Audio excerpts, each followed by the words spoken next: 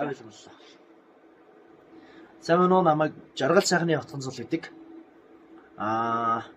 Би CS:GO-ыг анх 15 настайдаа тоглож эхэлсэн. Одоо 5 дахь жилдээ тоглож байна. Найзуудтайгаа ерөнхийдөө тоглохороо ер нь 1-6 тоглохдоо манлайлдаг байсан угаасаа. Нэг цаанаасаа тийм потенциалтай ч юм уу. Мэдгүй арай илүү сэтгэдтэй. Тэгээд одоогоор тоглохоор ерөнхийдөө нэг одоо буудалтынх нь рефлекс, recoil барилт юу гэдэг. Тэр мапа бодоод тактик ч гэдэг юм уу. Тиймэрхүү юм дээр амар гоцгой юм шиг өөрийгөө тэгж ойлгодог байхгүй юу? Тэгээд намайг бол мэдгүй би бол дуэлийн унгаахыг оролдоно. Зайраас байлцсан ч гэсэн ер нь recoil бариад өөрхөө унгаачин. Ер нь жоох ингээд туршлага өгчүүл дээшлчих байхаа гэж өөрийгөө бодож байна. За баярлалаа.